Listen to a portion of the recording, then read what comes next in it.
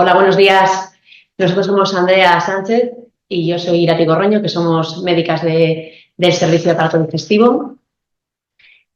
Comentaros que, bueno, hoy venimos en representación de la unidad de páncreas del hospital, que, como ya algunos ya sabéis, es un equipo multidisciplinar que está formado por los cirujanos de la sección biliopancreática, el servicio de cuidados intensivos, proa infecciosas, los radiólogos intervencionistas y nosotros. Y bueno, solemos reunirnos con el objetivo de intentar orientar y guiar el manejo de los pacientes que están ingresados con una pancreatitis aguda grave, que, como ya sabéis, son pacientes muy complejos, que pueden y que de hecho suelen requerir un abordaje endoscópico, percutáneo y o quirúrgico, y que, bueno, fruto de esas reuniones está en marcha un protocolo de pancreatitis aguda que esperamos que a lo largo de este año se dé por finalizado y se publique en la web. Hoy el objetivo de la charla es quizá algo diferente, porque vamos a centrarnos en el manejo inicial de la pancreatitis aguda. Digamos que son las primeras horas, días de evolución de los pacientes con pancreatitis aguda.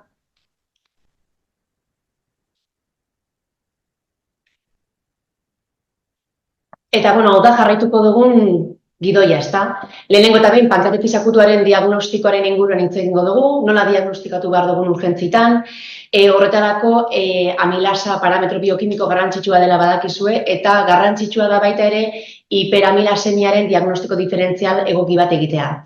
Hitz egingo dugu baita ere eskaneran noiz egin behar dugun urgentzitan, hau da, noiz da eskaner goiztiar bat egitearen motiboan. Baita ere, pankreatitis akutuaren larritasunaren inguruan hitz egingo dugu. Horretarako, garrantzitsuagoa dela uste dugu pankreatitis akutuaren larritasuna baino predikzio bat egitea, hau da, jakitea ia paziente horrek eboluzio larria izango duen, eta horretarako eskore prediktibo batzuk dauzkagu. Horien artean, BISAP eskorea garrantzitsua dela uste dugu, eta hori gero beranduago Andreak sakonduko du.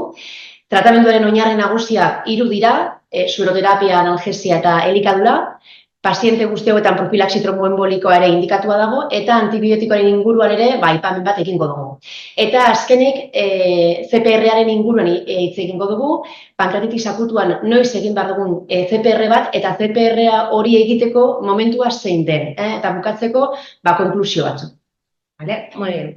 Pues buenos días a todos de nuevo y eso, un poco siguiendo este esquema, lo que vamos a hacer es dar unas ideas claves sobre el manejo inicial de estos pacientes en estas primeras fases de pancreatitis aguda. Entonces, para empezar un poco a contextualizar, vamos a definir un poco qué es la pancreatitis aguda y también hablar un poco de los números de esta entidad. Entonces, la pancreatitis aguda es una inflamación que puede ir acompañada de necrosis de la glándula pancreática y en cuanto a los números que presenta esta entidad, es una de las enfermedades más frecuentes de aparato digestivo, uno de los principales motivos de ingreso en nuestras unidades, con una incidencia que ha ido en aumento en los últimos años, actualmente con unos 34 o 36 casos por 100.000 habitantes por año. En cuanto a la mortalidad, va a variar mucho en función de la gravedad que presente ese paciente y entonces eso es lo que vemos un poco reflejado en este esquema, ¿no?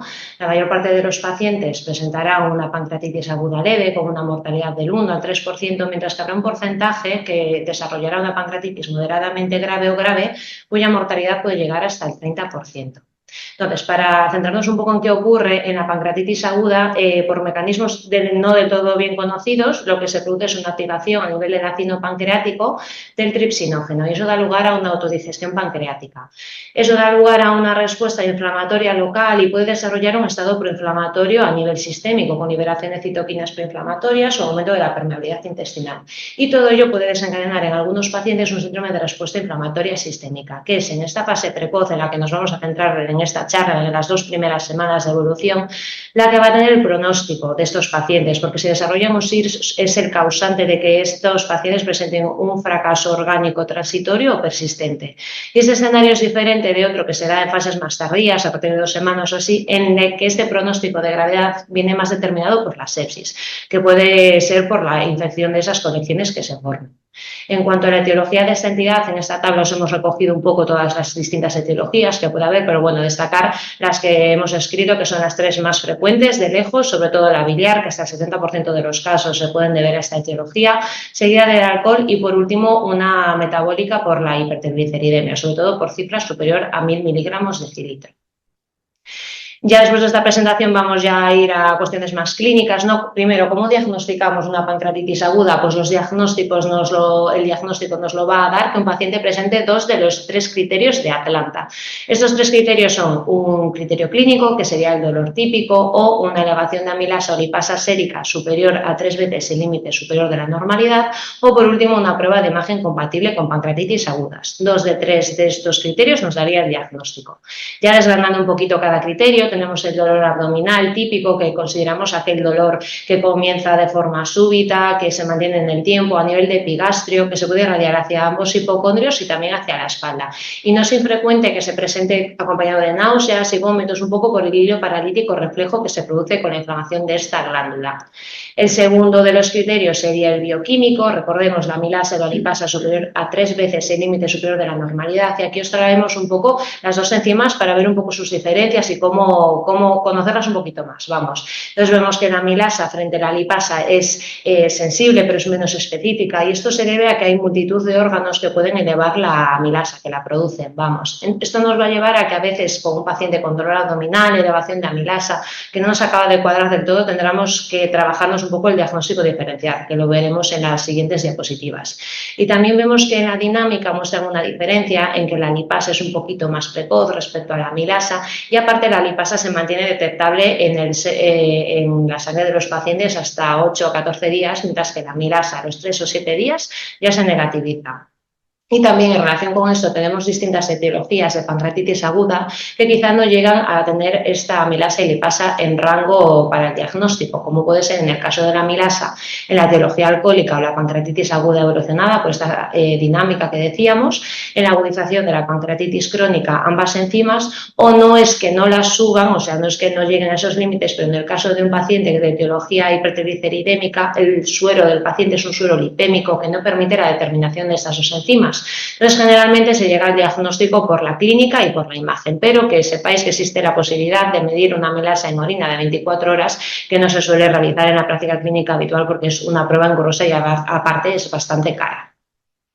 Un poco lo que hablábamos de la elevación de la amilasa. Esta es una tabla un poco para recoger todas las causas posibles por las que se puede elevar la amilasa, que vemos desde fármacos, salivales, trastornos ginecológicos, pero bueno, realmente la que nos importa a nosotros es, vale, un paciente con dolor abdominal y elevación de amilasa. Y vemos que todos estos cuadros, desde una gastroenteritis aguda hasta una obstrucción intestinal, una isquemia mesentérica, pueden presentar un cuadro de dolor abdominal con elevación de la amilasa. Entonces, esta diapositiva va un poco en plan que, ojo, pues un poco esos síntomas que nos puedan hacer pensar, síntomas o signos que nos puedan hacer pensar en otro tipo de patologías que recogemos aquí o que no nos acaben de cuadrar del todo con una pancreatitis aguda. Entonces, en estos pacientes sí que tendríamos que pedir un escáner urgente un poco para llegar al diagnóstico diferencial, porque ya vemos que son causas muy diferentes y que el tratamiento va a ser totalmente diferente entre ellas. Ya en el tercer criterio de los criterios de Atlanta tenemos el criterio por imagen, que generalmente lo que solemos pedir es un escáner. Entonces, la primera indicación sería esta, la de dudas diagnósticas, ¿no?, para llegar al diagnóstico de pancreatitis aguda. Y ya en fases más posteriores, generalmente cuando el paciente ya está en planta, pues lo utilizamos para hacer un diagnóstico de las complicaciones locales, sobre todo más allá de las 72 horas, porque es cierto que si bien el escáner nos permite un diagnóstico inicial, sí que va a infravalorar en esas primeras horas la necrosis y tampoco se van a ver las complicaciones locales todavía. También estaría indicado en caso de que el paciente presente un deterioro clínico o que desarrolle una pancreatitis aguda grave, o también para hacer un estudio etiológico, un poco de cara a descartar neoplasia entre posibles causas de la pancreatitis aguda, aunque primero empezamos siempre por una ecografía abdominal de cara a ver si se puede tratar de una etiología biliar, que como hemos visto es la más frecuente. Aprovechando que hablamos de la imagen, vemos aquí los dos tipos diferentes de pancreatitis aguda, que también nos lo va a ver la imagen perfectamente, y son dos cuadros totalmente distintos. Una sería la pancreatitis aguda intersticial y otro la pancreatitis aguda necrotizante, en la que se acompaña de una necrosis tanto del parénquima pancreático como peripancreática o mixta, y son dos cuadros que son diferentes en cuanto a su gravedad. La pancreatitis aguda necrotizante es mucho más severa y aparte vemos que, no nos vamos a meter en ello, pero bueno, que conforme pasan las semanas las complicaciones locales que hacen también son diferentes la una de la otra.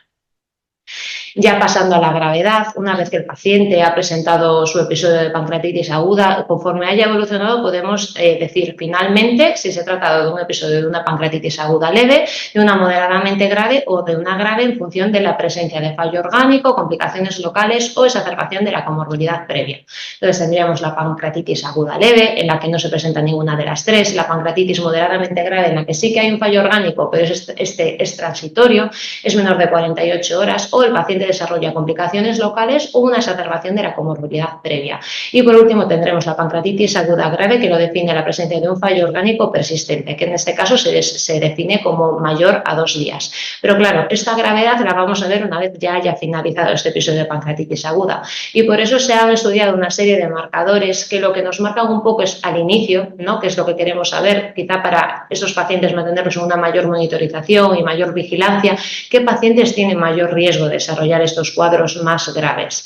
Entonces, existen múltiples marcadores y escalas, la verdad es que son todos sensibles, pero son poco específicos. De hecho, la mayor parte de los pacientes, 50% de los pacientes que presenten alguno de estos marcadores no va a desarrollar un cuadro grave, pero sí que nos sirve para lo que decíamos, para monitorizarlos quizá con un poquito más de atención.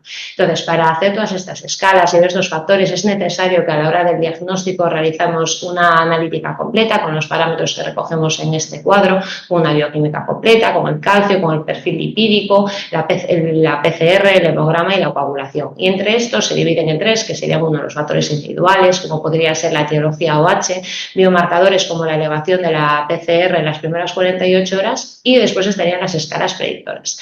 Y entre estas sí que queríamos destacar un poquito la del VISA.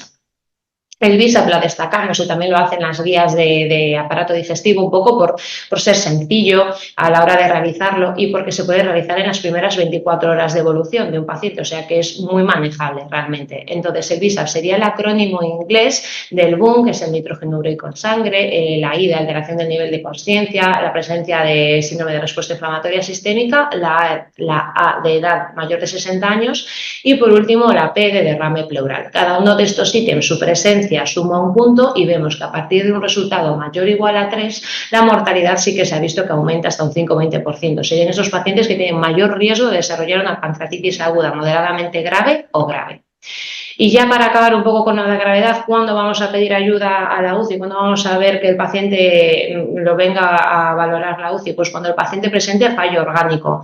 En el caso de la pancreatitis aguda existe el índice de Marshall modificado, que es el que define un poco la presencia de fallo orgánico en estos pacientes, en la cual se tiene en cuenta el sistema respiratorio, el sistema renal y el sistema cardiovascular. Y las medidas que cogen serían estas, y a partir de una puntuación mayor o igual a 2 de cualquiera de estos sistemas sí que se consideraría que existe un fallo orgánico de cada uno de estos órganos. Y estos son los criterios para solicitar una valoración por la UCI a ese paciente. Ya después de toda esta presentación vamos ya con lo que sería más el tratamiento, el manejo en esta fase aguda, que serían los pilares. Y el punto número 1 es la fluidoterapia. Y con esta imagen lo que hemos querido es un poco cambiar la idea, ¿no?, de fluidoterapia agresiva en las primeras 24 horas. Bueno, pues a raíz de los últimos ensayos clínicos y las guías así lo recogen, lo que se recomienda ahora, hemos pasado de una fluidoterapia agresiva a una fluidoterapia moderada basada en objetivos. Y es que se ha visto que una fluidoterapia muy agresiva tiene efectos deleterios, aumenta la mortalidad un poco por el riesgo de sobrecarga hídrica que presentan estos pacientes. Entonces, hablamos de volumen, pues hemos pasado una fluidoterapia moderada basadas en objetivos. Los objetivos los recogemos en esa tabla, que un poco es mantener en rango la frecuencia cardíaca, la tensión, la diuresis y mantener al paciente con un hematocrito entre el 35 y el 44%. En cuanto al tipo de fluido, sí que parece más claras las guías en que tiene que utilizarse Rincer lactato, y la fluidoterapia la vamos a realizar sobre todo en las primeras 24-48 horas, ajustándola en caso de que exista sobrecarga hídrica, en caso de los objetivos que decíamos previamente o las ingestas del paciente. Entonces, aquí a la derecha en esta tabla hemos recogido un poco unas pautas esquemáticas, un poco ejemplificando lo que se podría utilizar en la práctica clínica habitual, un poco distinguiéndolo en función de si el paciente tiene más riesgo de sobrecarga hídrica o no. Y vemos un poco, sumando todo, que entre 2 o 3 litros sería más que suficiente. Y aparte, recordar que es necesario que estos pacientes suelen ingresar en dieta absoluta, sumar un glucosado a esta sueroterapia, porque estos pacientes necesitan un pequeño aporte de energía. Individualizando siempre, muy pesados con con esto, en función de los objetivos, valorar hacer una sobrecarga en un momento en bolo, en el momento de presentación, en los pacientes que presenten datos de hipovolemia y ajustando también el caso de las ingestas. Ya el siguiente paso, el siguiente pilar de tratamiento sería la nutrición, que en el caso de la pancreatitis aguda cumple una doble función. La primera es un proceso con una gran inflamación, un proceso muy catabólico, o sea, un aporte de energía, sería la principal función de la nutrición, pero aparte, al tener una nutrición oral o enteral y mantener la barrera intestinal adecuada, es una medida antiinfección, una medida que disminuye la mortalidad al disminuir el riesgo de infección de esas colecciones que se pueden formar en una segunda etapa de la pancreatitis aguda. ¿Y cuándo la vamos a iniciar? Pues lo antes posible. Rompemos también el dogma de que es necesario darle un descanso al páncreas y, de hecho, según las últimas guías se ha visto, y no empeora los resultados, que cuanto antes se empiece, mejor, y lo que nos va a guiar va a ser un poco el dolor abdominal del paciente, que un dolor abdominal que esté controlado y que no tenga datos de hilio paralítico. Ese es el momento para empezar una dieta. ¿Y cómo la vamos a empezar? Pues hablaremos un poquito de los tiempos después en la siguiente diapositiva, que tenemos un esquema, pero bueno, vamos primero con el tipo de alimentación. La primera a reintroducir, si podemos, en todos los pacientes es una dieta oral, es una dieta directamente, va a ser una dieta blanda, baja en grasas, de forma precoz. No vamos a empezar con una dieta líquida y progresando, porque eso se ha visto que no mejora nada. De hecho, empezar directamente una dieta blanda nos permite aportar más calorías, no ha empeorado el dolor y nos aporta también la estancia hospitalaria. Ya en una segunda etapa, si no conseguimos que el paciente tolere una dieta oral, pues iremos a una dieta enteral. Aquí la sonda nasogástrica, la sonda nasoyunal no han mostrado mejoría respecto uno a la otra, y sí que preferimos la sonda nasogástrica, a no ser que exista un retraso en el vaciamiento gástrico o una obstrucción por las colecciones ahí a nivel del duodeno, debido a que es más fácil de colocar y también la administración de la alimentación es mucho más cómoda. Entonces, un poco aquí este es el esquema en el que resumimos un poquito todo lo previo y aparte ponemos un poquito de tiempos como para ayudarnos un poco de guía, ¿no? Entonces, eso, si el paciente no tiene dolor abdominal, no tiene datos de hilio, podemos iniciar directamente la dieta oral. Esto podemos ir posponiéndolo 3 días, son diferentes entre empezarlo a las 24 horas hasta estos 3 días. Y si ya al cuarto día no somos capaces de que el paciente tolere esa nutrición, nos iremos a una nutrición enteral. Ahí el papel de la sonda nasogástrica o la sonda nasoyeyunal, solo iremos a la sonda nasoyeyunal en estos dos supuestos que decíamos, y ya si finalmente el paciente no tolera ninguna de estas vías al quinto o séptimo día es cuando nos vamos a una nutrición parenteral total. El siguiente eslabón de tratamiento sería la analgesia. Aquí existe escasa evidencia, pocos estudios de escasa calidad y las guías tampoco se mojan mucho y nos dicen que un poco, pues bueno, paralelamente al dolor perioperatorio. Recientemente se ha hecho una encuesta nacional a nivel de los hospitales de España, que es un poco lo que recogemos aquí en la derecha, este esquema, y es un poco también lo que hacemos aquí en nuestro servicio. Entonces, en el primer escalón, alternando, tendríamos el paracetamol, el metamizol. Los AINES no se suelen utilizar, pero es cierto que sí que se podrían utilizar en este tipo de pacientes, que hay estudios que han demostrado que tienen buenos resultados, siempre teniendo en cuenta las contraindicaciones de estos fármacos y también en el contexto de la pancreatitis aguda, el riesgo de que esos pacientes puedan tener una insuficiencia renal aguda. Y ya en el segundo, tercer escalón, como medicación de rescate, tenemos toda la medicación opiácea, que en la pancreatitis aguda ninguno ha demostrado superioridad o inferioridad respecto a otros y se podría utilizar el que quisiésemos. El siguiente punto de tratamiento sería la profilaxis tromboembólica, muy importante en estos pacientes en pautas habituales porque al ser un proceso de gran inflamación, el riesgo de trombos a nivel periférico, a nivel de la vascularización local, el riesgo de trombos es bastante elevado, por lo tanto es necesario que estos pacientes vengan con una profilaxis tromboembólica puesta para disminuir el riesgo de estos procesos. Vamos a dar una pincelada sobre la antibioterapia, no porque forme parte del tratamiento, sino para incidir en que la antibioterapia, en el caso de la pancreatitis aguda, estos pacientes pueden tener un síndrome de respuesta inflamatoria sistémica muy marcado, un poco que nos pueda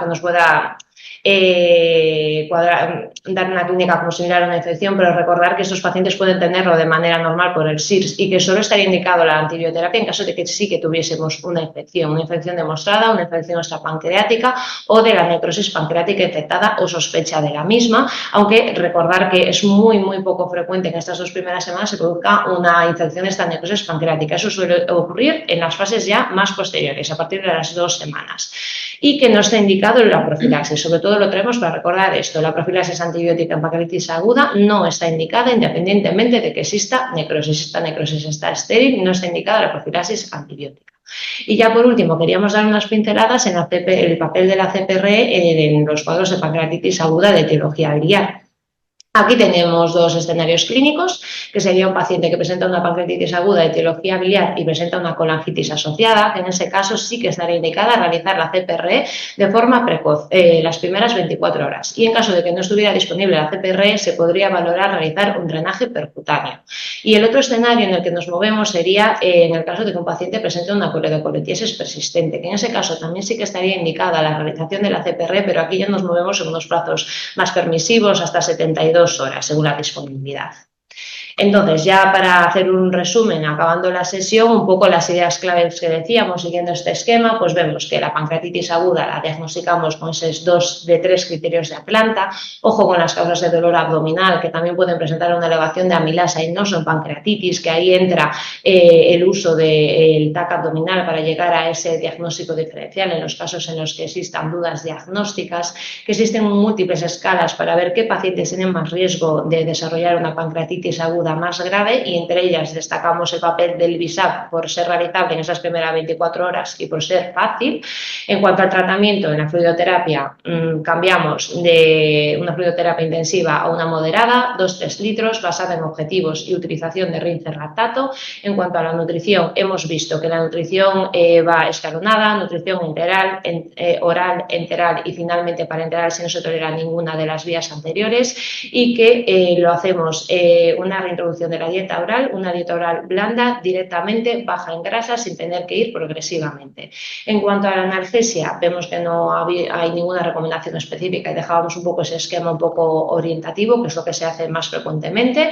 El papel de la profilaxis tromboembólica y su importancia en estos pacientes. De nuevo, recalcar que no se recomienda el uso de antibiótico profiláctico en los pacientes con pancreatitis aguda, y los dos escenarios que hablábamos de la CPR, el caso de si existe una colangitis aguda asociada a la CPR precoz o el drenaje percutáneo en caso de que no estuviese disponible, o en el caso de una coledocolitiasis sin colangitis persistente, habría que hacer una CPR preferente programada.